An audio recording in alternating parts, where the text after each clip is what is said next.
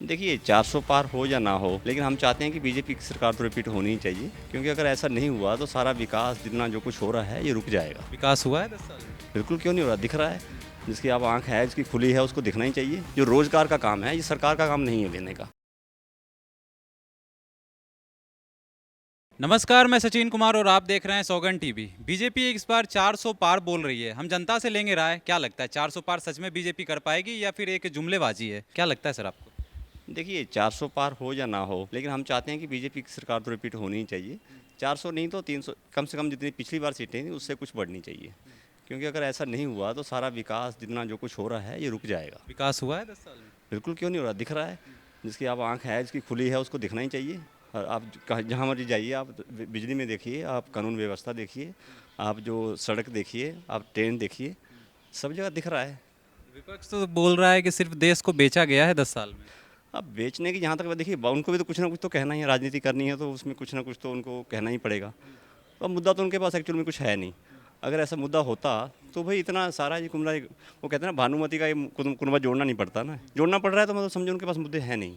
क्या लगता है इस बार बहुत बड़ा आंकड़ा 400 पार मोदी जी कह रहे हैं? 400 पार तो देखिए, हम बिल्कुल बीजेपी के हम कट्टर फैन हैं। 400 पार तो मुझे भी नहीं लगता कि 400 पार होगा, लेकिन फिर भी 350 के लगभग सीट तो आनी चाहिए। अच्छा, कहीं ना कहीं मुद्दा जो है बेरोजगारी और महंगाई पे आके अटक जाता है। उस पर बीजेपी देखा जाए तो बहुत टाइम से चुप्पी साधी हुई है, कुछ बोल नहीं, जवाब नहीं दे पा देखिए जहाँ तक महंगाई की बात है, आप जब भी बात करते हैं इसकी तो आपको इतिहास देखना पड़ेगा। आप पेट्रोल की बात करते हैं, आप देखिए यूपीए का शासन जब था 2004 से 2014 तक उन्होंने शासन किया, उसमें कितना परसेंट बढ़ा था। पेट्रोल की आप तुलना कर लीजिए, आप बाकी चीज़ों की तुलना कर लीजिए।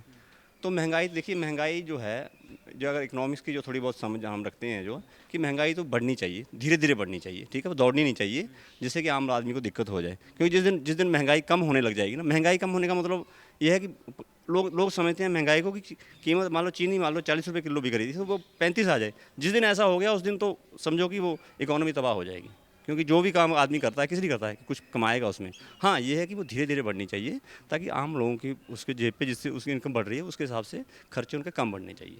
बेरोजगारी पे भी मोदी जी ने कहा था कि हम सालाना 2 करोड़ नौकरियां देंगे, लेकिन कहीं ना कहीं ये वादे जो हैं कहीं ना कहीं फीका पड़ा है। देखिए जहाँ तक रोज़गार की बात है, मैं इस चीज़ का बिल्कुल समर्थक नहीं हूँ कि जो रोज़गार का काम है ये सरकार का काम नहीं है देने का।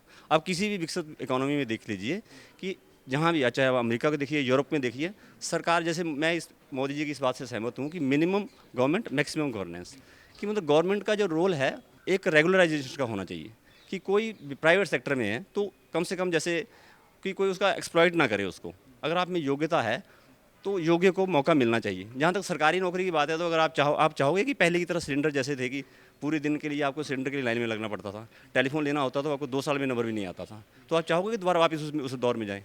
तो अगर लोग चाहते हैं ऐसा हो, तो भाई बैलेट पेपर की लोग बहुत डिमांड कर रहे हैं, तो चाहोगे कि पैसे पहले लूट होती थी वैसे हो?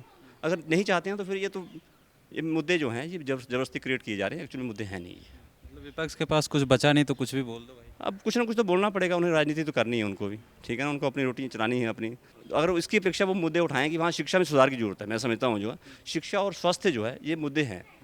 कि आप देखिए, आप हॉस्पिटल में प्राइवेट में जाइए किसी में, एक आम आदमी जो है प्राइवेट हॉस्पिटल अफोर्ड नहीं कर सकता, तो उसको रेगुलराइज किए जाने की ज़रूरत है। एजुकेशन है, शिक्षा है, जो शिक्षा हमारे बच्चे पढ़ते हैं स्कूल में, मैं देखता हूँ जितना जितना फीस देते हैं हम अपने को करते हैं, उस हिसाब से वहाँ पे शिक्षा है नहीं वो।